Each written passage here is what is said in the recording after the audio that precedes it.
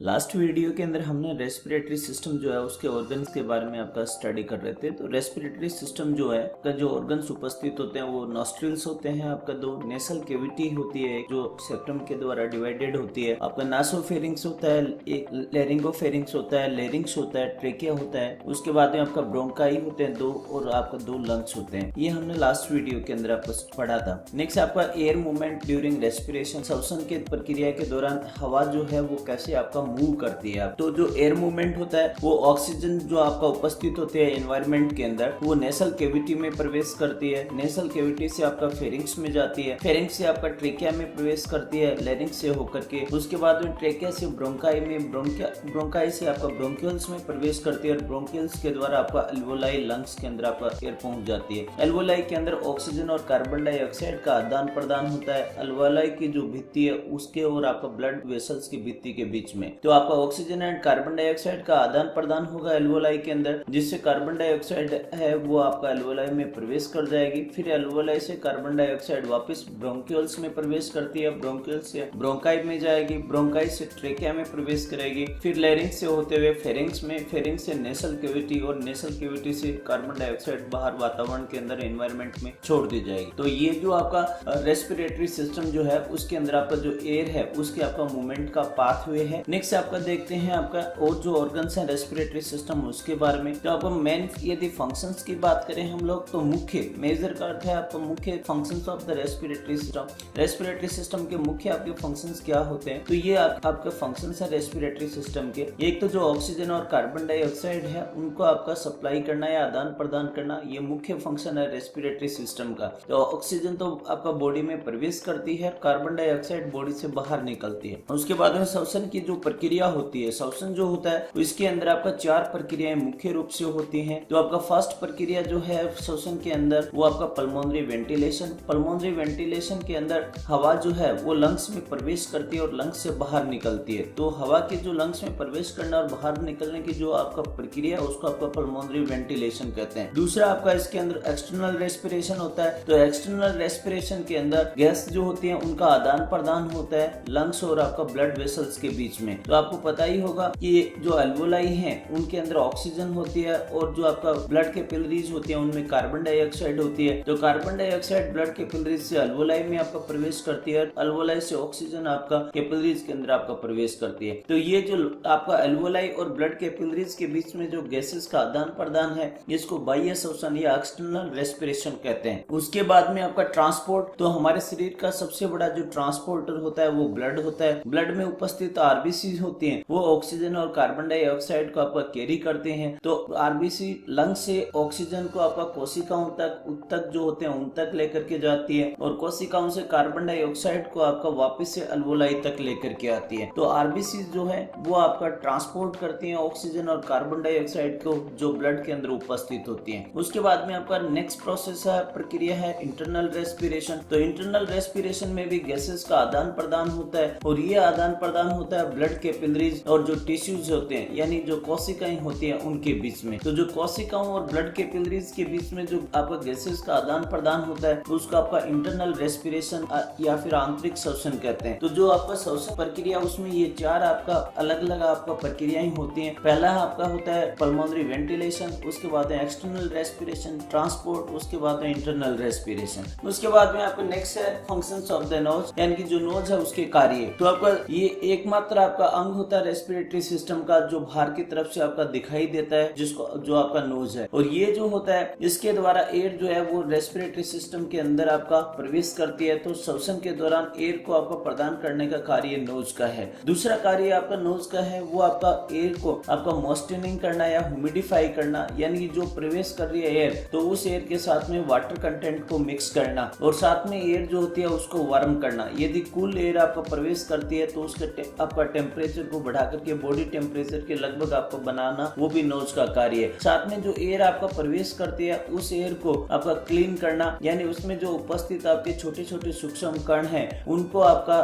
Filter करना और साथ में उनको आपका नेसल कैविटी में रोकने का कार्य भी आपका नोज का होता है ताकि वो लंग्स के अंदर नहीं पहुंचे और आपका इन्फेक्शन नहीं हो। तो ये आपका फिल्टरिंग का और क्लीनिंग का कार्य, हवा को फिल्टर और क्लीन करने का कार्य भी नोज का होता है। और जब आपका साउंड आपका प्रोड्यूस होती होती है तो उस टाइम में नोज जो होता है वो आपका रिजोनेंट चेंबर का भी कार्य करता है, यानी कि जो ध्वनि होती है उसका आपका गुंजाने का कार्य भी आपका नोज का होता है। साथ में जो आपका नेसल कैविटी होती है उसमें क्रेनियल नर्व होती है, ऑल्फैक्टरी नर्व, उसके आपके नर्व एंडिंग्स उपस्थित होते हैं जिनके कारण जो स्मेल का आपका सेंसेशन होता है सूंघने का तो वो आपका होता है। तो ये आपके मेन फंक्शन है, कार्य है नोज के। उसके बाद में देखते हैं आपका नोज के बारे में स्ट्रक्चर, संरचना। तो नोज जो होता है वो दो क्षेत्र में आपका विभाजित होता है। आपका रीजन्स के अंदर एक एक्सटर्नल नोज होता है, एक इंटरनल नेसल कैविटी होता है। एक्सटर्नल नोज जो आपका संरचना हम बाहर से देख सकते हैं, internal nasal cavity external nose के पीछे आपका उपस्थित होती है। तो एक्सटर्नल नोज है वो एक्सटर्नल नेयर्स जिनको नॉस्ट्रिल्स कहते हैं उनके द्वारा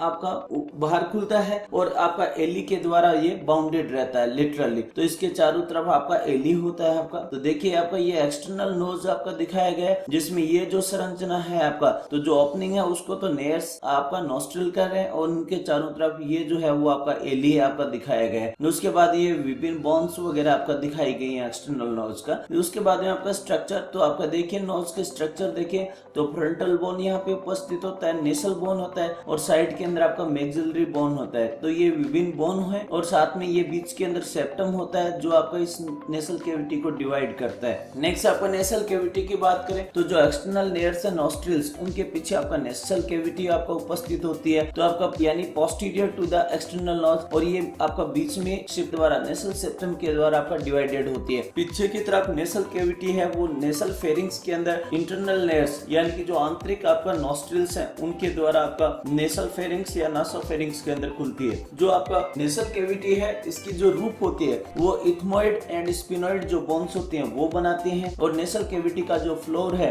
वो हार्ड एंड सॉफ्ट पैलेट्स जो होते हैं वो आपका बनाते हैं। और आपका जो सॉफ्ट पैलेट है वो पैलेटाइन बोन जो होता है वो पैलेटाइन बोन का आपका बने होते हैं। ये आपके मुख्य बोन है जो नेसल कैविटी को बनाती है, जिनमें नेसल बोन है, प्रीमैक्सिला है, मैक्सिला है, इथमोइड होती है। ये बोन्स जो है वो नेसल कैविटी को बनाती हैं आपका। उसके बाद यहाँ पे देखिए आपका नेसल कैविटी के बारे में, तो ये फ्रंटल बोन है। इस फ्रंटल बोन के अंदर ये आपका एक गैप होता है और इसके अंदर एयर आपका फिल होती है तो इसको साइनस बोलते हैं। तो ये फ्रंटल साइनस है यानी कि आपका जो बोन है उसके अंदर आपका गैप उपस्थित है यानी आपका होल्स उपस्थित है।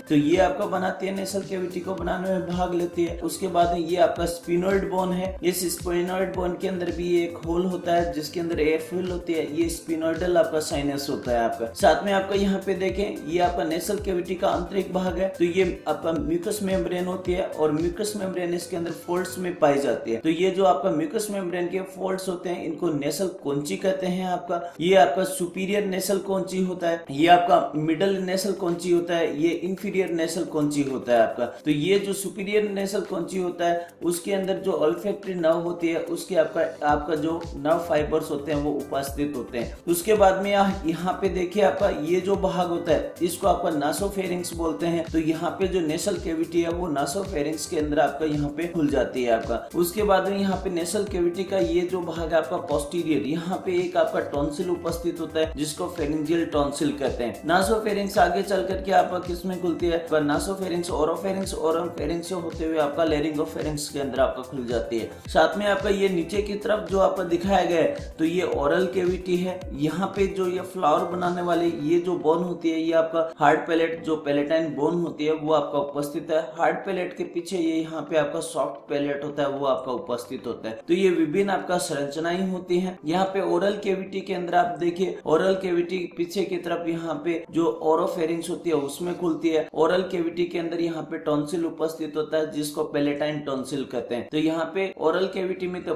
पैलेटाइन टॉन्सिल है और नेसल कैविटी के पीछे के भाग में यहाँ पे फेरिंजियल टॉन्सिल है। साथ में यहाँ पे नेसल कैविटी में पीछे के भाग पे एक ट्यूब खुलती है। इस ट्यूब को आपका फेरिंगोटिम्पैनिक ट्यूब कहते हैं या फिर आपका यूस्टेशियन ट्यूब कहते हैं, जो दूसरी तरफ आपका जो ईयर कैनाल होती है उसके अंदर आपका जुड़ी रहती है और बैलेंस को बनाने के अंदर आपका सहायक होती है। ये जो आपका ओरल कैविटी है, ओरल कैविटी पीछे की तरफ ओरोफेरिंग्स के अंदर खुलती है। ओरोफेरिंग्स आपका नीचे जाकर के यहाँ पे लेरिंगोफेरिंग्स में खुलती है। ये यहाँ पे आपका एपिग्लोटिस दिखाया गया है जो इस लेरिंगोफेरिंग्स की जो ये ओपनिंग है इस ओपनिंग को आपका बंद करता है जब हम स्वालो करते हैं उस टाइम में। ये यहाँ पे आपका जो दिखाया गया है ये आपका ट्रेकिया है और ये ट्रेकिया के पीछे आपका इसोफेगस है। तो आपका पैरानेसल साइनसेस किसको कहते हैं? तो जो आपका एयर फिल्ड आपके स्पेसेस होते हैं इन आपका बोन्स के अंदर, जो आपका 4 होते हैं, तो वो जो एयर फिल्ड आपके स्पेस होते हैं उनको पैरानेसल साइनस बोलते हैं, जो frontal, ethmoid, maxillary and sphenoidal bone के अंदर उपस्थित होते हैं। जो साइनसेस होते हैं वो आपका बोन्स में होते हैं, आपका नेसल कैविटी की जो आपका चारों तरफ उपस्थित है उन बोन्स के अंदर। और साइनसेस जो हमारे स्कल जो है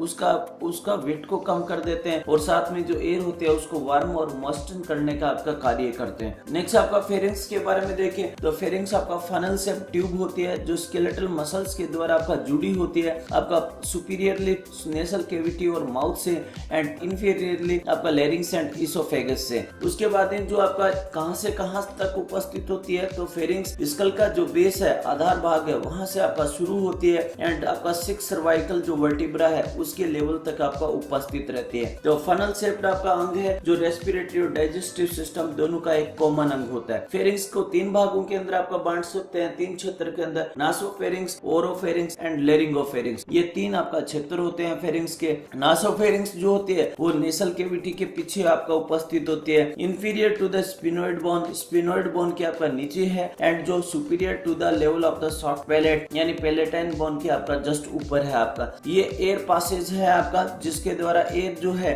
वो नॉस्ट्रिल से आपका पीछे की तरफ नासोफेरिंग्स में प्रवेश करती है। इसमें सूडो स्ट्रेटिफाइड कॉलमनर एपिथेलियम की लाइनिंग यानी अस्तर उपस्थित होता है सूडो स्ट्रेटिफाइड कॉलमनर एपिथेलियम का, और ये आपका क्लोज होती है स्वालोइंग के दौरान, जिसके कारण आपका जो फूड पार्टिकल्स है वो नेसल कैविटी में प्रवेश नहीं करते हैं। इसके पोस्टीरियर जो वाल होती है भित्ति, उसके ऊपर फेरिंजियल टॉन्सिल उपस्थित होते हैं, और साथ में इसकी जो लेटरल वाल्स होती हैं यानी कि उसकी साइड की जो आपका दीवारें होती हैं उनके अंदर फेरिंगोटिम्पैनिक ट्यूब या यूस्टेशियन जो ट्यूब है वो इसमें खुलती है। तो ये जो ट्यूब होती है वो दूसरी तरफ आपका जो ईयर कैनाल होती है उसमें जुड़ी होती है। उसके बाद आपका नासोफेरिंग्स ओरोफेरिंग्स में खुलती है। ओरोफेरिंग्स आपका यानी कि जो सॉफ्ट पैलेट है उससे आपका नीचे की तरफ एपिग्लोटिस तक ओरोफेरिंग्स उपस्थित होता है। ओरोफेरिंग्स के अंदर ओरल कैविटी आपका खुलती है, और साथ में ये जो आपका ओरोफेरिंग्स है वो कॉमन आपका रास्ता है फूड के लिए और एयर के लिए। तो ओरोफेरिंग्स को हम कह सकते हैं कि डाइजेस्टिव और रेस्पिरेटरी सिस्टम का कॉमन अंग है। उसके बाद एपिथेलियल जो इसकी लाइनिंग होती है यानी कि इसका जो अस्तर होता है वो आपका स्ट्रेटिफाइड स्क्वेमस एपिथेलियम का बना होता है। तो यहाँ पे स्ट्रेटिफाइड स्क्वेमस एपिथेलियम है, वहां पे नासोफेरिंग्स के अंदर सूडो आपका स्ट्रेटिफाइड कॉलमनर एपिथेलियम का आपका अस्तर होता है, और साथ में इसके अंदर आपका पीछे की तरफ लेटरल वॉल्स के अंदर पैलेटाइन टॉन्सिल उपस्थित होता है, और लिंगुअल टॉन्सिल्स जो होते हैं वो आपका टंग का जो बेस होता है उसके ऊपर आपका उपस्थित होते हैं। उसके बाद ओरोफेरिंग्स लेरिंगोफेरिंग्स में खुलता है। लेरिंगोफेरिंग्स आपका कॉमन आपका